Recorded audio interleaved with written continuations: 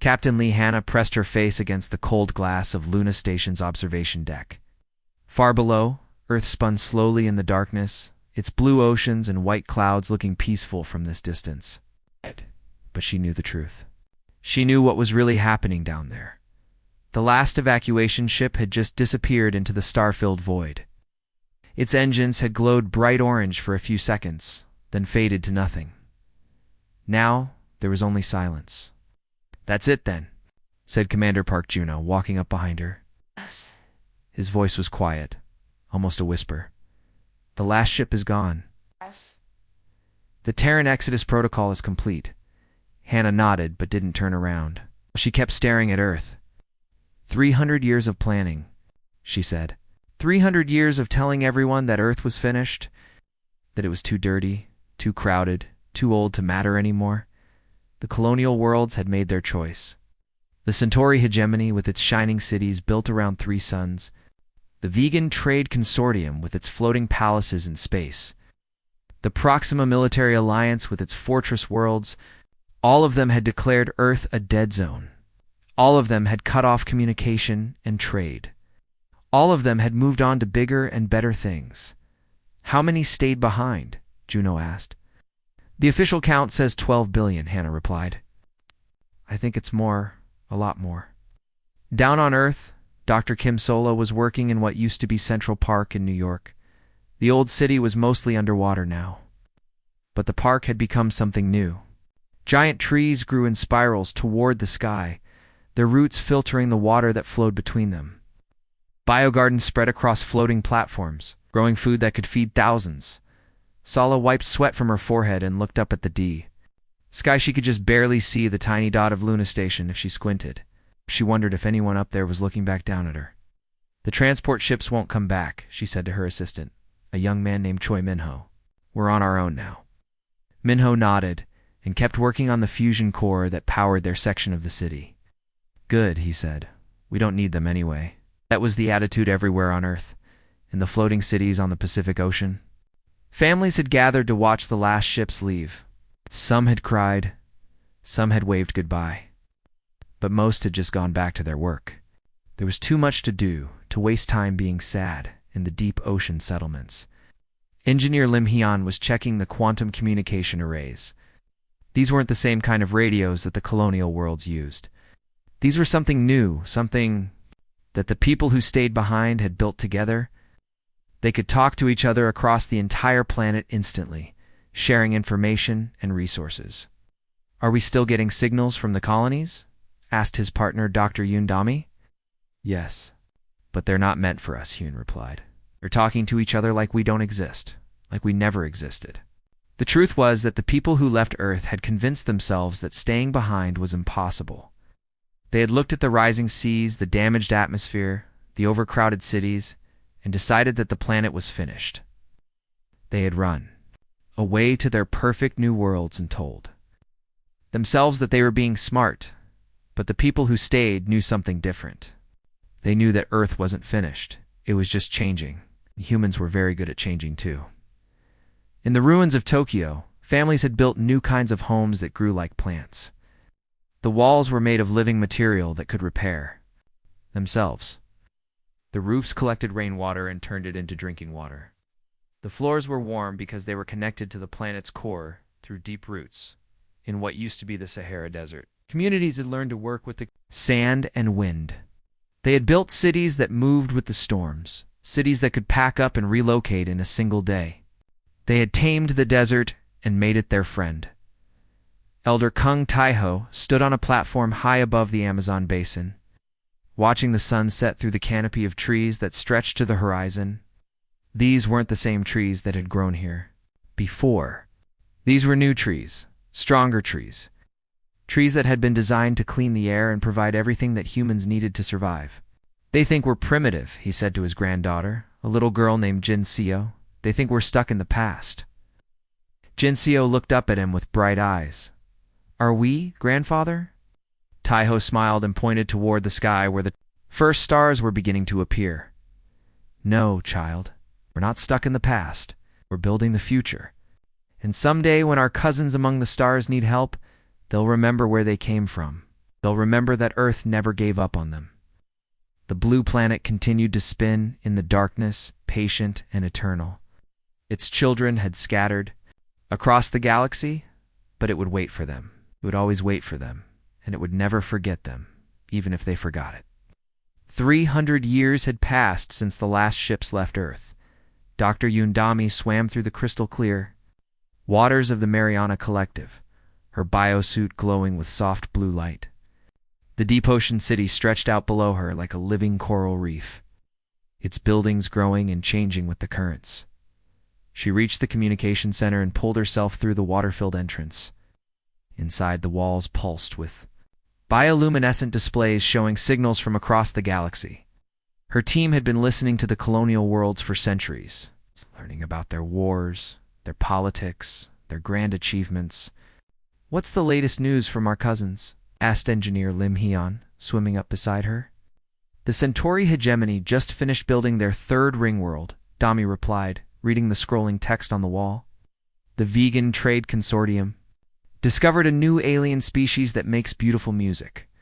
The Proxima Military Alliance defeated something called the Crystal Swarm." Hyun laughed, bubbles rising from his mouth. "They sound very proud of themselves." "They should be," Dami said. "They've built incredible things. Cities that float in the void between stars. Ships that can travel faster than light. Technologies we can barely imagine." But as she spoke, she was looking at something else entirely.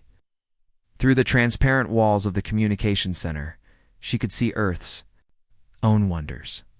Schools of bioengineered fish swam past, their scales glowing with stored solar energy. Living pipes carried fresh water and nutrients throughout the city. The entire settlement breathed like a single organism. Far above them, on the surface of the Pacific Ocean, Captain Bainari stood on the deck of a floating city. The structure beneath her feet was made of living coral that had been trained to grow in specific patterns. It was stronger than steel, but flexible enough to ride the waves of the biggest storms. Ship approaching from the east called out her navigator, a young woman named Moon Gisu. Nari raised her binoculars and looked toward the horizon. A sleek vessel was gliding across the water, its hull covered in what looked like scales. As it got closer, she could see that it wasn't a normal ship at all. It was a living creature, bred and trained to carry passengers across the oceans. "From the Amazon Collective," Gisu reported, "they're bringing the monthly trade shipment." The ship creature slowed down and gently bumped against the floating dock. Its mouth opened like a cargo bay, and people began unloading crates of rare plants, processed materials, and data crystals. Everything was grown or made using Earth's living technology. In the depths of the Amazon rainforest, Elder Kang Taiho was having a meeting with the Council of Roots. The council chamber was inside a massive tree that had been growing for over 200 years. Its trunk was hollow, creating a natural meeting space, while its branches reached up through the canopy toward the sky. "The orbital listening posts have detected something troubling," reported Chief Engineer Ruwan. "There are new signals coming from the edge of the galaxy, something the colonial worlds haven't noticed yet." Taiho leaned forward in his chair, which was actually a living fungus that had molded itself to fit his body perfectly. "What kind of signals?" "Aggressive," Wanzru replied. "Whatever is out there, it's consuming star systems, turning matter into more of itself. And it's heading toward the colonial worlds." The council members looked at each other with concern. They had been watching their spacefaring cousins for centuries, proud of their achievements but also worried about their safety. The colonial worlds had grown powerful, but they had also grown arrogant. They fought each other more often than they worked together. In the rebuilt city of New Seoul, Dr. Kim Sola was working in her laboratory deep underground. The lab was carved into the living rock of the Earth itself, its walls lined with biocomputers that could think and learn. She was studying samples of something that didn't exist anywhere else in the galaxy. "The quantum moss is responding well to the new growth medium," she told her assistant, Commander Song Mira. "It's learning to process information faster than our best artificial computers." The quantum moss was one of Earth's greatest achievements. was a living organism that could perform calculations at the speed of light, store vast amounts of information, and even communicate across interstellar distances. The colonial worlds had their quantum computers, but they were made of metal and circuits. Earth's computers were alive. "Have you tried connecting it to the Deep Space Monitoring Network?" Mira asked. Sola nodded. "That's how we know what's coming. Disturbances in space-time that our old instruments would have missed. Something is out there. Something that doesn't belong in our galaxy." High above them, on the surface of the Earth, children played in gardens that grew food, medicine, and building materials all at the same time. Their parents worked alongside. Artificial intelligences that had been designed not to replace humans, but to understand them. These A's remembered every story, every song, every dream that humanity had ever had. The colonial worlds had forgotten Earth, but Earth had never forgotten. Every day, the people of Earth monitored the signals from space, ready to help their cousins if they ever needed it, and deep in the quantum networks that connected every living thing on the planet. A simple message waited patiently to be sent. "We remember, we're coming." Commander Song Mira stood on the bridge of her warship, watching through the viewport as Proxima Prime died. The planet that had been home to 50 million people was now just a gray ball of dust. The Devourers had stripped away everything: the oceans, the atmosphere, the cities, even the rocks. All of it had been consumed and turned into more of the alien machines. "How long did it take?" asked her second-in-command, Lieutenant Han Jiho. 18 hours, Mira replied, her voice hollow. 18 hours to consume an entire world. Devourers had appeared at the edge of the galaxy 6 months ago. At first, the colonial worlds thought they were just another alien species to negotiate with or fight, but these creatures were different. They didn't want territory or resources, they wanted everything. It consumed matter and energy, turning it into more of themselves. "Captain, we're receiving distress calls from the Vega system," reported Communications Officer Park Juno. "The Devourers have reached the outer colonies there." Mira closed her eyes. The Vega system had 12 inhabited worlds and over 1 billion people. If the Devourers reached them, it would be the largest disaster in human history. "Set course for Vega. Maximum speed," she ordered, but she knew they wouldn't arrive in time. How? The Devourers moved faster than anything the colonial worlds had ever seen. Their ships weren't built like human ships. They were more like living creatures made of metal and energy, able to change shape and repair themselves instantly. On the military command station, orbiting New Centauri, Admiral Osung was having an emergency meeting with the leaders of all the colonial worlds. Holographic images of presidents, generals, and corporate executives filled the room, all of them looking desperate. "We've lost 47 worlds in the past month," reported Defense Minister Choi Minho from the Proxima Alliance. "Our fleets can't even slow them down. Every weapon we fire, they adapt to it within minutes." "The Vegan Trade Consortium has developed a new plasma cannon," said Director Lee Hanna. "It can destroy a Devourer ship with one shot." "For about 10 minutes," replied General Baynari grimly. "Then they learn to absorb plasma energy and use it to make themselves stronger." Admiral O looked at the tactical displays showing the Devourers. Advance across the galaxy. Red dots marked consumed worlds. Yellow dots marked worlds under attack. Green dots marked worlds that were still safe, but there weren't many green dots left. "We need to evacuate the remaining populations," she said. "Pull everyone back to the core worlds and make a final stand." "Where?" asked President Yundami from the Centauri hegemony. "They're consuming everything. There's nowhere left to run." The meeting continued for hours, but everyone knew the truth. The colonial worlds were losing their technology, their fleets. Their proud civilizations were all being consumed by an enemy they couldn't understand or defeat in the depths of space. Captain Lim Haeon was leading a reconnaissance mission to study the Devourers up close. His ship was equipped with the most advanced sensors the colonial worlds had ever built, but what he saw made no sense. "They're not machines," he reported back to command. "They're not biological either. There's something else. Something that exists in multiple dimensions at once." The Devourers moved through space like schools of fish, but each individual was the size of a city. When they attacked a planet, they didn't bombard it from orbit. They landed on the surface and began consuming everything they touched. Water, air, plants, animals, people, everything became part of them. "Sir, I'm detecting something strange," said his sensor operator, Lieutenant Moon Gaisu. "The Devourers are sending out some kind of signal. It's very old, very deep, almost like they're looking for something." Dr. Kim Sola was working frantically in her laboratory on New Earth Colony, trying to find a weakness in the Devourers. She had samples of their technology, pieces that had been recovered from destroyed worlds. But every time she thought she understood something, it changed. "They're not really alive," she told her research team. "But they're not really dead either.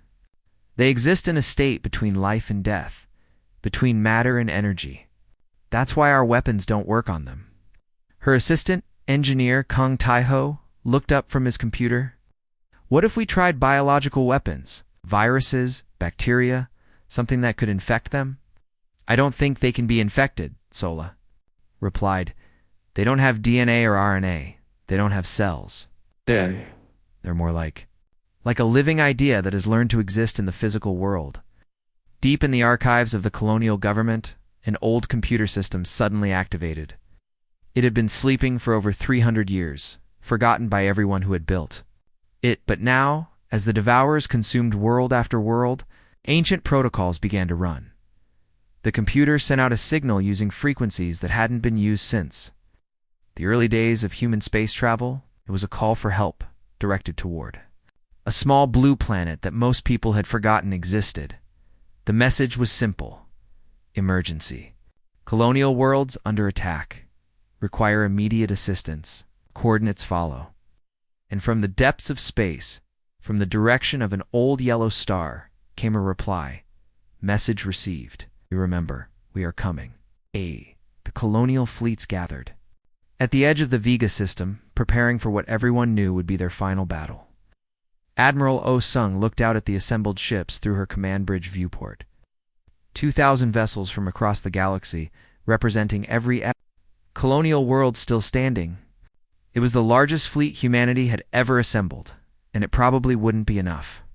"Sir, we're detecting unknown ships approaching from the direction of the Sol system," reported Communications Officer Park Juno, his voice confused. "The computer says they're coming from Earth, but that's impossible."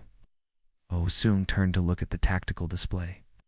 At first she saw nothing, and slowly shapes began to appear on the screen. But these weren't like any ships she had ever seen. They moved through space like living things, flowing and changing shape as they traveled. "How many?" she asked. "I'm not sure," Juno replied. "It keeps splitting apart and joining back together. Sometimes it looks like 50 ships, sometimes like 500. Captain Song Mira was commanding the defense of New Vega when the strange ships arrived. She watched in amazement as they swept past her fleet without slowing down. They were beautiful and terrifying at the same time. Their hulls looked like they were made of living metal, pulsing with soft blue light. "Unknown vessels. This is Captain Song Mira of the Centauri Defense Force," she transmitted. "Please identify yourselves." The response came immediately, in perfect Korean. "Captain Myra. This is Admiral Yundami of the Terran Collective. We've received your call for help. We're here to assist." Mira felt her heart stop. The Terran Collective.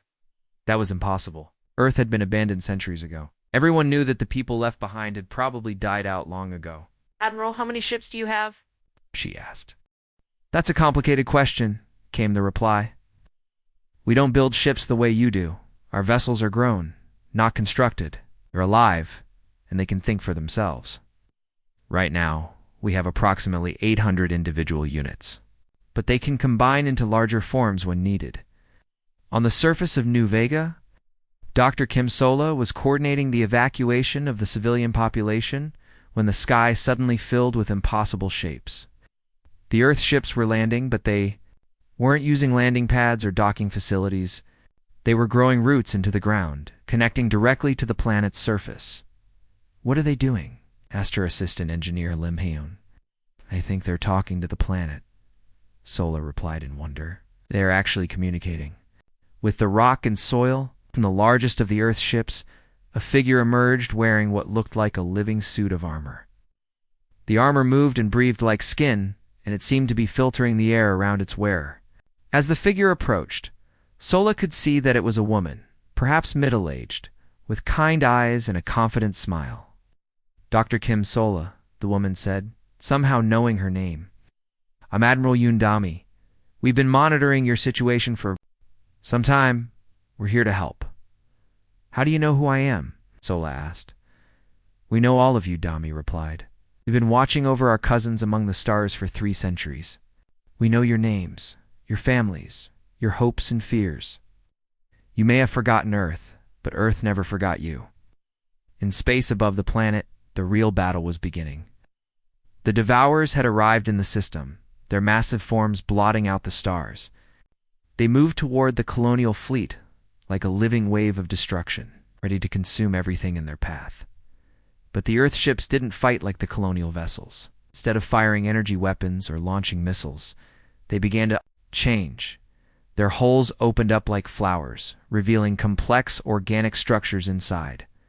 They released clouds of what looked like golden dust into space. "What are they doing?" Admiral Oh-sung asked over the communication channel. "We're introducing the Devourers to Earth biology," Admiral Dami replied calmly. "The dust you see contains millions of microscopic organisms. They're designed to interact with the Devourer's quantum structure." Commander Han Jiho watched in amazement as the golden dust reached the first Devourer ship. Instead of being consumed like everything else, the dust began to stick to the alien vessel's hull. Where it touched, the ship's surface began to change color, shifting from dark metal to something that looked almost organic. "The Devourers are trying to adapt," reported Lieutenant Moon Ji-soo from her sensor station. "But they can't process the biological components. It's like they're getting confused." The lead Devourer ship began to slow down, its movements becoming erratic. Then, impossibly, it began to shrink. The golden dust was breaking down its molecular structure, turning its own adaptive abilities against it. "How is this possible?" Watsung whispered. "The Devourers consume matter and energy," Dami explained. "But they can't consume life itself. Life is more than just matter and energy. It's information, memory, purpose. Our organisms carry the memory of Earth, the knowledge of billions of years of evolution. When the Devourers try to consume them, they get overwhelmed by that information." Within hours, the entire Devourer fleet was dissolving into quantum foam. The alien vessels that had consumed dozens of worlds were being taken apart by microscopic life forms from humanity's birth world. "Welcome home, cousins," Admiral Dami said over the open channel. "We have much to discuss." The war was over, but the real work was just beginning. Fleet Admiral Chen Wuzhen stood on the bridge of the combined human command ship. Watching as Earth vessels and colonial ships worked together to rebuild the damaged worlds.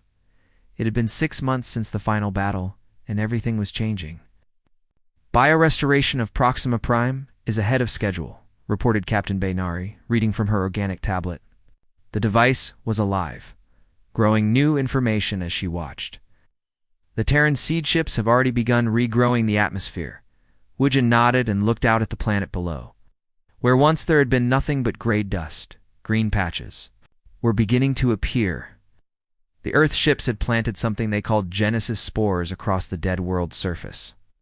These tiny organisms were rebuilding the planet from the ground up, creating soil, water, and breathable air. "How long until people can live there again?" he asked. "The Terran engineers estimate 18 months, Nari replied. "But it won't be the same planet it was before. It'll be something new, something that combines the best of both worlds." That phrase had become common in the months since Earth's return. The best of both worlds. The colonial civilizations had developed incredible technologies during their centuries in space. Faster than light travel, quantum computers, energy weapons that could destroy entire fleets.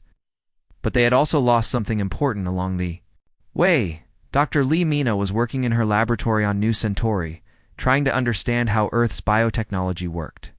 She had been studying samples of the living metal that made up the Earth ships, but every time she thought she understood it, it did something new. "It's not just alive," she told her research partner, engineer Choi Minho. "It's intelligent." can think, learn, and make decisions on its own. But it's not like an artificial intelligence. It's more like a very smart animal that wants to help. Minho was examining a piece of the ship's hull through a microscope. Look at this.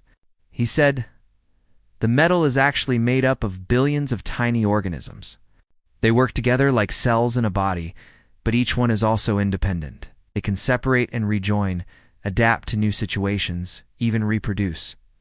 How did Earth develop this technology? Mina wondered. We didn't develop it, came a voice from behind them. They turned to see Admiral Yundami entering the lab. We grew it. Over 3 centuries, we learned to work with life instead of against it. We became partners with the organisms on our planet, and they became partners with us. Meanwhile, on Earth itself, something unprecedented was happening. For the first time in over 300 years, ships from the colonial worlds were landing on humanity's birth world. The visitors were amazed by what they found. Captain Ru Huan walked through the floating city of New Pacific, his eyes wide with wonder. The buildings around him were alive, their walls breathing slowly, and their windows blinking like eyes. Trees grew up through the streets, their branches forming natural bridges between structures.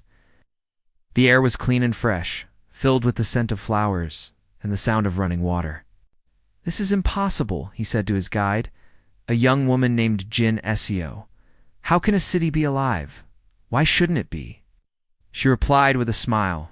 Everything else on Earth is alive. It's the rocks, the water, the air. We just learn to work with that life instead of trying to control it. They passed a group of children playing in a park where the grass sparkled with bioluminescent light. The children were from both Earth and the colonies, their parents working together to rebuild the damaged galaxy. Some of the children had the pale skin of those who had grown up under artificial suns, while others had the golden skin of those who had lived their entire lives on Earth. Look, Mama, called out a little boy named Kim Era, pointing up at the sky. The pretty ships are dancing. Above them, Earth bioships and colonial vessels were working together to construct a new kind of space station.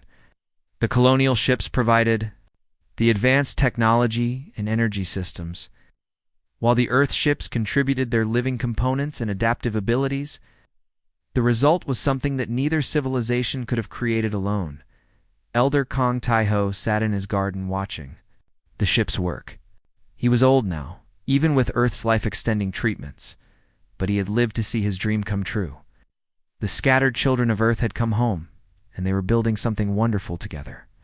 Grandfather, said his great-granddaughter, a girl named Moon Gisu. Why did the colonial people leave Earth in the first place? Taiho smiled and patted her head. They were afraid, child. They thought Earth was dying, and they wanted to find safety among the stars. But they forgot that Earth is strong. Earth is patient. Earth never gives up. And now they're back. Now they're back, he confirmed, and they've brought gifts from the stars. Together, we will build a civilization that spans the galaxy, but never forgets where it came from. As the sun set over the Pacific Ocean, painting the sky in shades of orange and pink, the blue planet continued its eternal dance. Its children had returned, bringing with them the knowledge of distant worlds and the wisdom of the stars. But they had also remembered the most important lesson of all, that home is not a place you leave behind, but a place you carry with you wherever you go.